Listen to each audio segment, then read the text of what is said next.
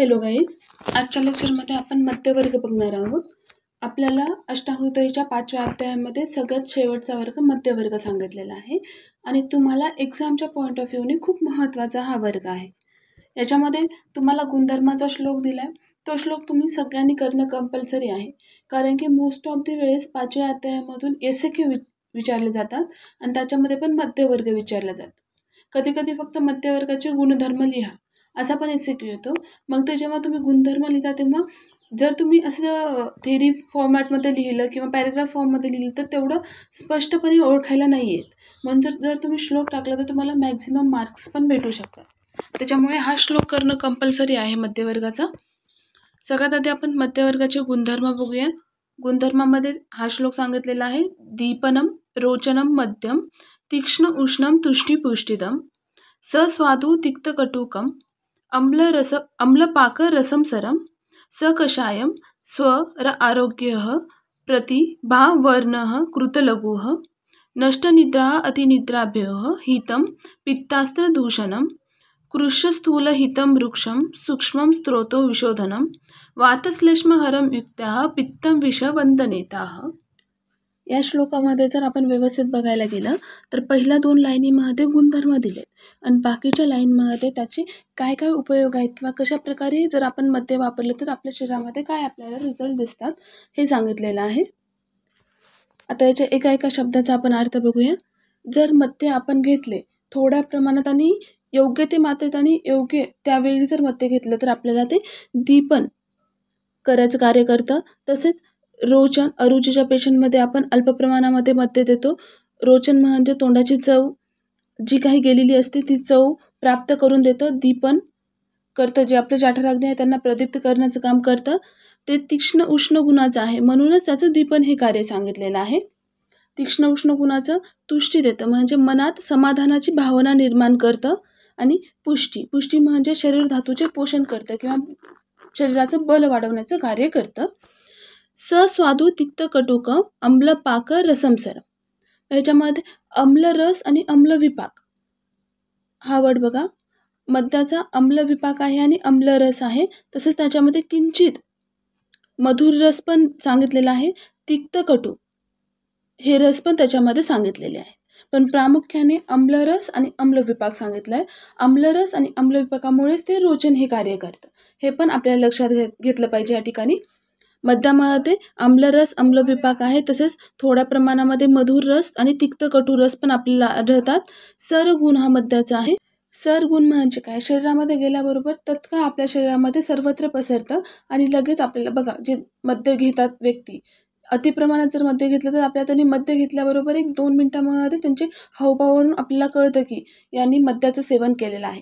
मग सर म्हणजे शरीरामध्ये तात्काळ पसरतं.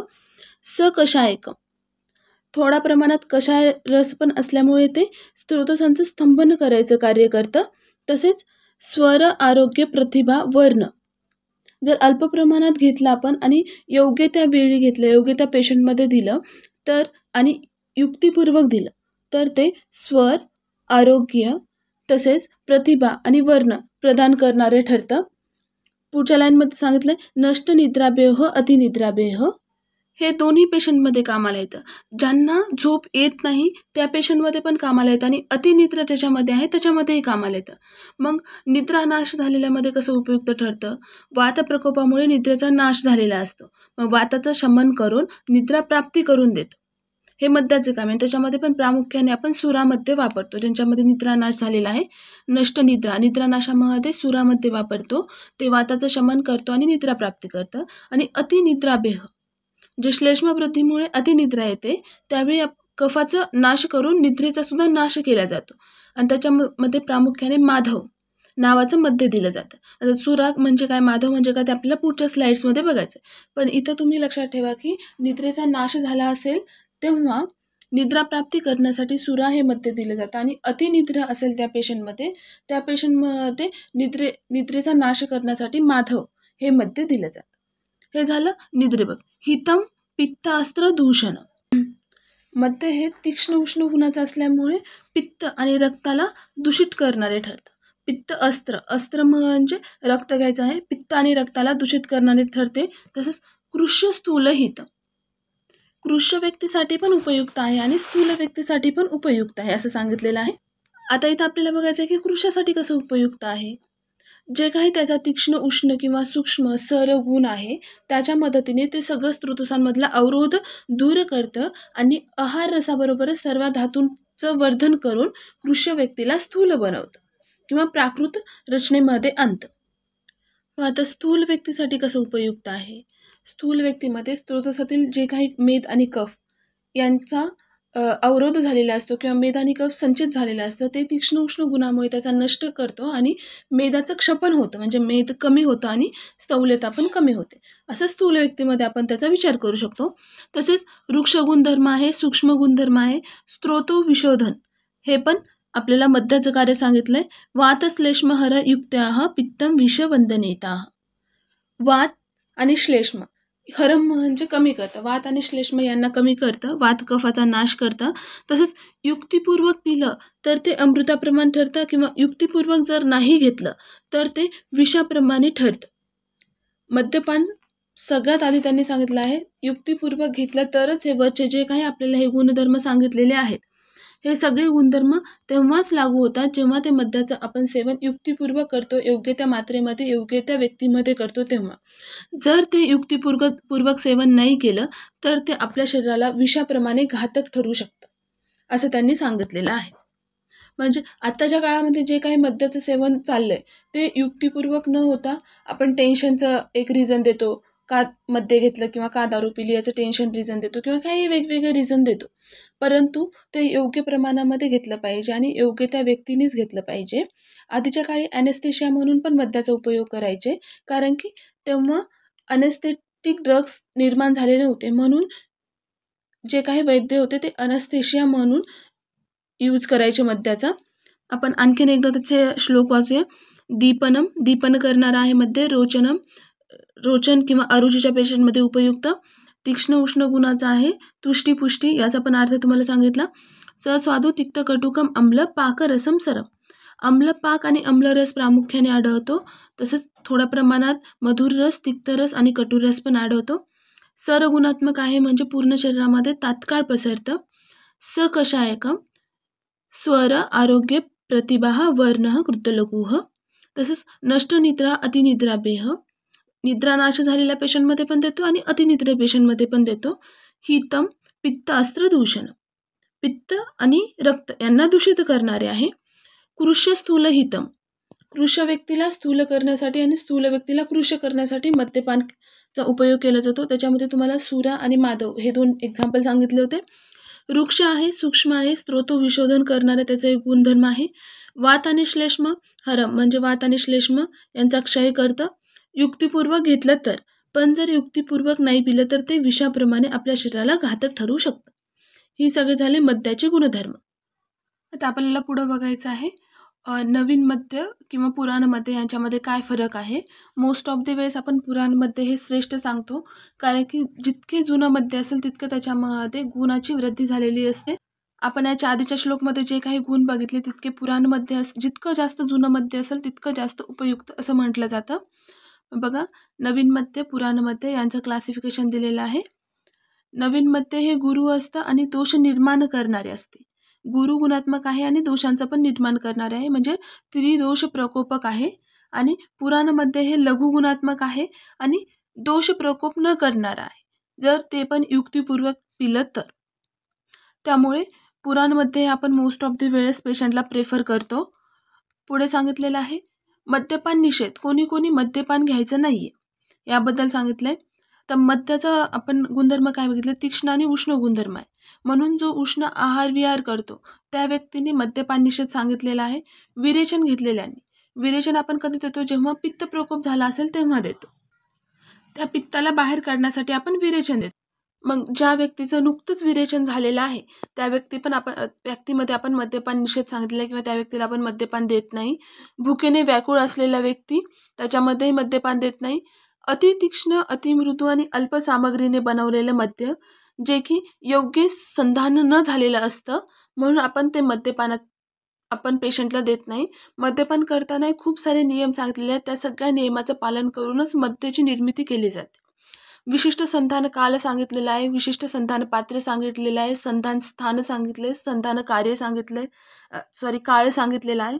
तुम्हाला सेकंड इयरला रसशास्त्रामध्ये संधान प्रक्रिया पूर्ण एक्सप्लेन केलेली आहे. तेव्हा तुम्हाला नेमकं कळेल की कशी मद्याची निर्मिती झालेली आहे. इथं फक्त एवढंच लक्षात ठेवा की अल्प सामग्रीने आणि योग्य ते संधान न झालेलं मद्य द्यायचं नाही आहे. त्याच्यामुळे आपल्याला उपद्रव निर्माण झालेले बघायला भेटतात पेशंटमध्ये.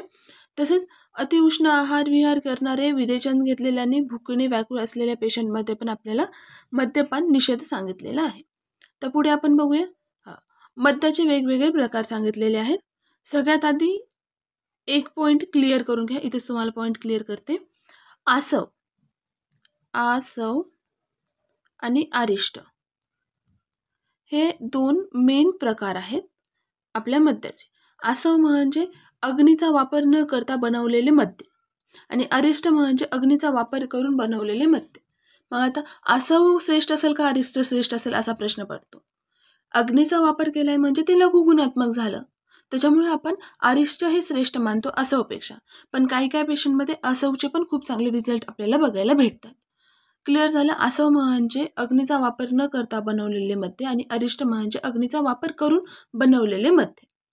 मग ज्यांचा उल्लेख मी मागं केला होता माधव किंवा सुरा, ते सगळ्यांचं आपल्याला डिटेलमध्ये एक्सप्लेनेशन बघायचं आहे. पहिल्यांदा तर हे बघायचं आहे की त्याची निर्मिती कशी झाली, सुराची निर्मिती कशापासून झाली, वारिणीची कशापासून, तसेच याचा उपयोग कशामध्ये केला जातो हे पण आपल्याला बघायचं आहे. सगळ्यात आधी आपल्याला सुरा दिलेला आहे. सुरा बघा, सुरा कशापासून निर्माण होतो, शालीपिष्टीपासून. म्हणजे जे काय आपल्या तांदळाची, शाली म्हणजे तांदळाचा जे काही बारीक सुरा असतो त्यापासून बनवलेल्या मद्याला आपण सुरा असं म्हणतो. आता याची कार्य काय आहे, हे स्नेहन करणारे असून गुरुगुणात्मक आहे, वाताचं शमन करतं, तसेच मेद रक्त स्तन्यमूत्र यांना निर्माण करणारे आहे. वाताचं शमन करतं पण मेदवृद्धिकर आहे, रक्तवृद्धिकर आहे, स्तन्यवृद्धिकर आहे, मूत्र निर्माण करणारे आहे. मूत्राची जास्त प्रमाणामध्ये निर्मिती आपल्याला सुरामद्याचं सेवन केल्यानंतर बघायला भेटते. तसेच हे गुल्म, उदर, अर्श, ग्रहणी, शोष या व्याधीमध्ये आपण प्रामुख्याने सुरामध्ये वापरतो. कोणते व्याधी, गुल्म, उदर, अर्श, ग्रहणी, शोष या व्याधीमध्ये. तुम्हाला हे व्याधी पाठच करावं लागणार आहेत, कारण की जेव्हा पेशंट तुमच्याकडे येईल, लक्षणे सांगाल त्यावरून तुम्हाला कळेल की हा प्रकारचा व्याधी आहे. मग तिथे तुम्हाला पटकन आठवलं पाहिजे की जर मद्य द्यायचं असेल तर कोणत्या प्रकारचं मद्य द्यायचं. ओके. आता वारिणी बघा, वारिणी ही श्वेत पुनर्नवाचे मूळ आणि शालीपिष्टी या दोघांना एकत्रित करून संधान प्रक्रिया करून निर्माण केलेलं आहे. ते रद्ध्यकर आहे. इथं वारिणीचा एक बघा, रद्ध्यकर म्हणजे हृदयासाठी हितकर आहे वारिणी हे मद्य. मग काही वेळेस आपण हृदयाच्या पेशंटमध्ये किंवा हृदयरोगामध्ये त्या व्यक्तीचं पूर्ण परीक्षण करून त्याला रोज रात्री 1 चम्मच किंवा 2 चम्मच वारिणी सिद्ध असं मद्य घ्यायला सांगतो. खरं तर आपण पेशंटला देताना हे मद्य आहे असं सांगत नाही, हे औषध आहे असं सांगून त्यांना ते घ्यायला सांगतो. ते रद्ध्यकर आहे. तसेच लघु आणि तीक्ष्ण गुणात्मक असून शूल, कास, छर्दी, श्वास, विबंध, अधमान, पिन्नस या सगळ्यांचा नाश करणारा आहे. पिनस दीर्घकाळ सर्दी, अधमान, विबंध म्हणजे मलमूत्र यांचा अवरोध निर्माण झाला असेल तर आपण वारुणी हे मद्य देतो. सुरा काय सांगतो होतं, मूत्र निर्माण करणारे आहे आणि हे विबंध झाला असेल तर नष्ट करणार आहे. पुढे बघा, अरिष्ट हे औषधी द्रव्यांच्या क्वाथाने संधानी केलेलं. मग क्वाथ बनवताना आपण अग्नी देतो. मी अरिष्ट काय सांगितलं होतं, अग्नी प्रक्रिया झालेल्या द्रव्यांपासून संधान केलेलं. क्वाथ बनवण्यासाठी आपल्याला अग्नीचा वापर करावा लागतो. मग औषधी द्रव्यांच्या क्वाथाने संधान केलेल्या मद्याला आपण अरिष्ट असं म्हणतो. अरिष्ट हे कषाय आणि कटू रसात्मक असून वात प्रकोपक आहे. सुरा हे वाताचं शमन करणारे होते, अरिष्ट हे वाताचा प्रकोप करणारे आहे. तसेच गुल्म, कृमी, प्लिहारोग, पांडू, कंडू, कुष्ठ, अर्श, ज्वर या सगळ्यांचा नाश करणारा आहे अरिष्ट हे मद्य. अरिष्टमध्ये सगळ्यात महत्त्वाचा पॉईंट वात प्रकोप करणारा आहे हे लक्षात ठेवायचं. वारुणीमध्ये रद्य आहे हे लक्षात ठेवायचं आणि सुरामध्ये वाताचं शमन करून मेदक, रक्त, स्तन्य, मूत्र यांचा निर्माण करणार आहे. इथपर्यंत पॉईंट क्लिअर आहेत. हे 3 झाले. पुढचे बघा आता, मार्द्विक, सिद्धू आणि मध्वासन. मार्द्विक हे मद्य द्राक्षाच्या रसाचे संधान करून बनवलेले जाते. त्याचं प्रमुख कार्य काय आहे, लेखन करणारे आणि हृदयाला हितकर आहे. आपण हृदयासाठी हितकर कोणतं बघितलं होतं? वारुणी हे बघितलं होतं. आणि दुसरं हृदयासाठी हितकर मार्द्विक हे आहे. फार उष्णही नाहीये, फार उष्ण नाहीये, तसेच मधुर रसात्मक आहे. अल्प प्रमाणात पित्त आणि वात यांना वाढवणारा. जास्त प्रमाणात पित्त आणि वात यांना वाढवत नाही. जर त्याची मात्रा जास्त प्रमाणामध्ये सेवन केलं तरच ते वाढवतं, पण योग्य मात्रेत सेवन केलं तर ते पित्त आणि वात यांना वाढवत नाही, यांना प्राकृत अवस्थेमध्येच ठेवतं. पांडू, मेह, अर्श आणि कृमी यांचा नाश करणारे आहे. ओके. आता सिद्धू बघा. सिद्धूमध्ये वात पित्त वाढवणारे आहे, तसेच स्नेह आणि कफ विकार नाश करणारे आहेत. एकदम अपोजिट गुणधर्म आहेत. वात पित्त वाढतं आणि कफ यांचा नाश करतं. पक्वाशयाचे सिद्धू पक्वा रसामध्ये, पक्वरस म्हणजे जे काही जास्त काळ संधान केलेले म्हणा किंवा जे पिकलेल्या फळांपासून बनवलेले मद्य आहे त्याच्यामध्ये आपण सिद्धू हे श्रेष्ठ सांगतो. तर वरी मार्द्विक हे द्राक्षाच्या रसापासून सांगितलं होतं. जर द्राक्ष हे अति जास्त प्रमाणामध्ये पक्व झाले तर त्याला आपण सिद्धू यामध्ये निर्मिती करण्यासाठी वापरतो. तसेच मेद, शोफ, अर्श, उदर यांचा नाश करणारे आहे. पण लक्षात आलं. आता मध्वासन हे छेदन करणारे आहे, तसेच तीक्ष्ण, मेह, पिन्नस, कास यांचा नाश करणारे आहे मध्वासन. हा, इथं एक करेक्शन आहे, तेच म्हणते मी. मध्वासन नाही येते, मध्वासन म्हणजे मध्व आणि आसव. इथं हे व आहे, आसव, मध्वा आसव. आसव म्हणजे काय? विदाऊट अग्नी जे संधान केलं जातं त्याला. आणि मागं जे बघितलं ते अरिष्ट होतं, मध्वासव. ठीक आहे. इथं न झाले तर व करून घ्यायचं आहे तुम्ही. हे छेदन करणारे आहे, तीक्ष्ण, मेह, पिनस, कास यांचा नाश करणारे आहे.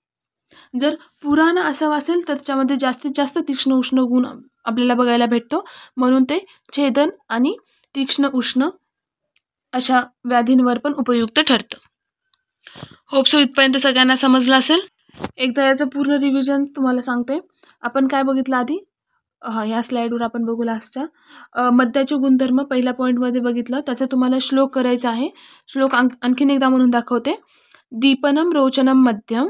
मी कुठं स्टॉप घेते त्यानुसार मी जिथं थांबते त्यानुसार एका लाईनमध्ये एक स्टॉप घ्यायचा आणि नंतर श्लोक पाठ करायचं. मी जसं सांगते त्यानुसार जर श्लोक पाठ केले तर तुम्हाला इझी जाईल.